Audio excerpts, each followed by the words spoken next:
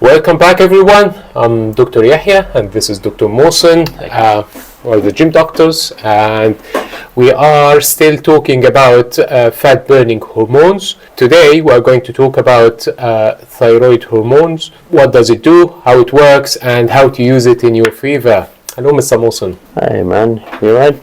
I'm fine, thank you. Alright, that's good. That's Are good. you okay? That's good to know. Yeah. Yeah, good. So, Mr. Mohsen, what is the thyroid hormone? Okay, so thyroid, well, first of all, let's talk about what actually is the thyroid. Because the thyroid is a small gland that sits there in your neck.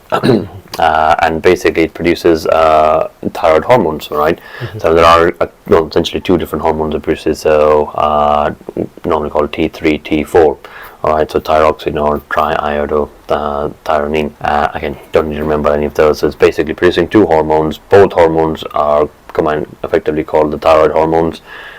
These two hormones are basically what are used to kind of regulate your metabolism in your body, and essentially by regulating your metabolism is regulate the amount of energy you're expending, the amount of calories you're burning on a daily basis, and eventually obviously how much fat you're burning on a day-to-day basis as well.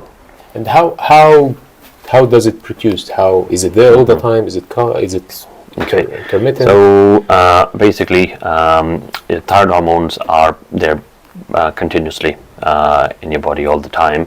Now, their production, or whether it goes up or down, depends on several different factors. Now, the main thing is there's a loop between your thyroid and your brain. Basically, your brain produces a hormone called the TSH, which is a thyroid stimulating hormone.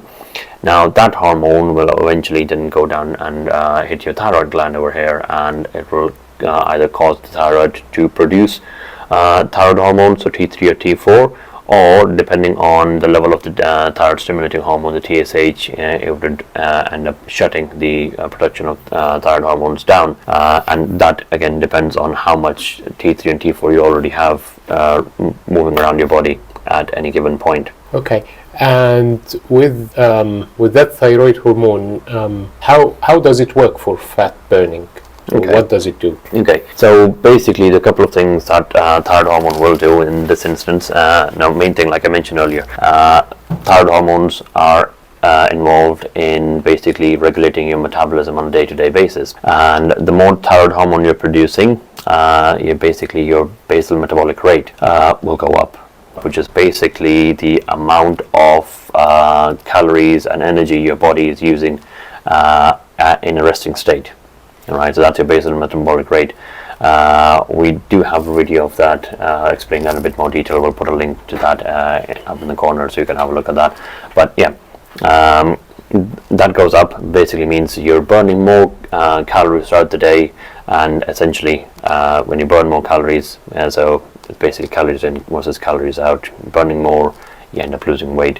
Another thing it will do is thyroid hormones will enhance the breakdown of fat in your body, so increasing lipolysis, which is basically promoting the activity of other enzymes. So lipase enzymes basically which breakdown of fats stored in your body. Now this would be fat stored either in your around your muscles or basically in your liver. Next thing would be the thyroid hormones will increase thermogenesis. Now thermogenesis is basically heat production in your body. So if you're cold, your thyroid hormones will again help increase the breakdown of fat.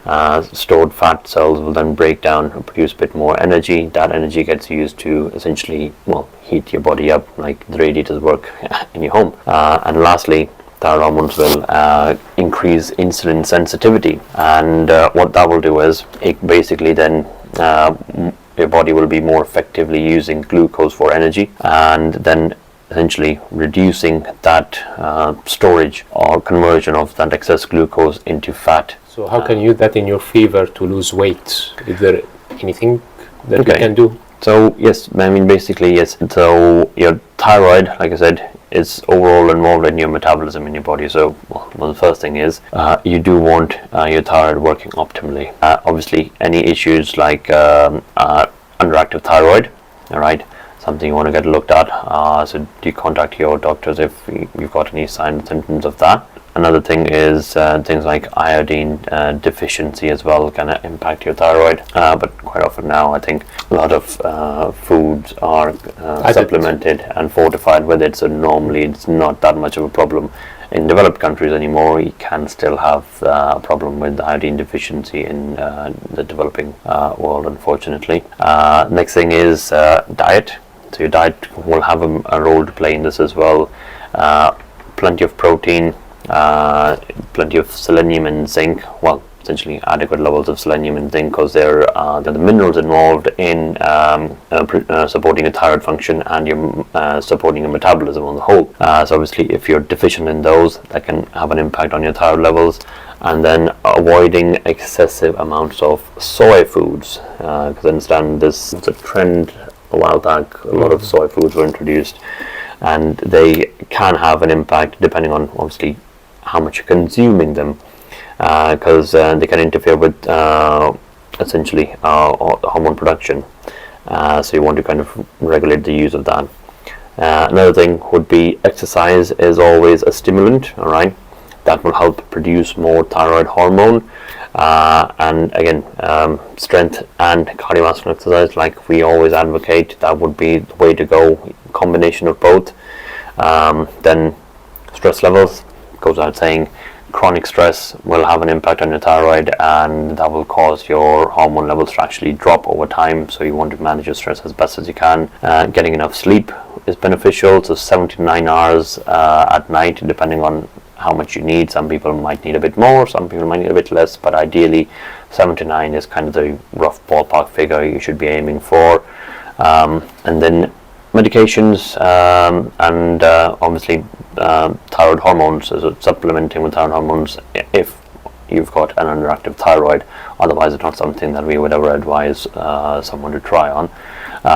So those things, or obviously if you're on any medications, long-term medications that could be impacting your thyroid hormone levels, that's another thing you might want to have a chat with your doctor about, because that will in turn impact your weight loss and fat loss as well. Now lastly, then there's been some research regarding toxins that can impact your thyroid levels as well, and toxins would be stuff like endocrine disruptors such as BPA. So BPA is quite commonly found in the plastic bottles and chemicals like these. So those would be things that can disrupt your hormone production and essentially cause a drop in your thyroid levels. So that would be another thing you might want to have a look at, just to make sure it's not having any detrimental effects.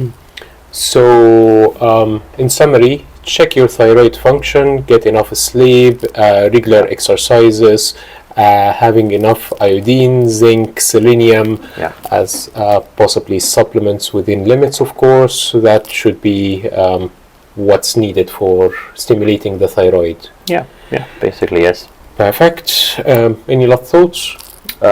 Well, just to re-stress the fact that we talked about earlier, don't go and try introducing thyroxine into your daily routine without any medical supervision, and obviously only if you've got an underactive thyroid. Otherwise, it's not technically something that you wouldn't normally need to take. Let us know if you want to know more about the thyroid. Like, subscribe and share, and make sure to have the notifications turned on. And we'll see you. Yeah, see you in the next video. Thank you. Bye. Bye.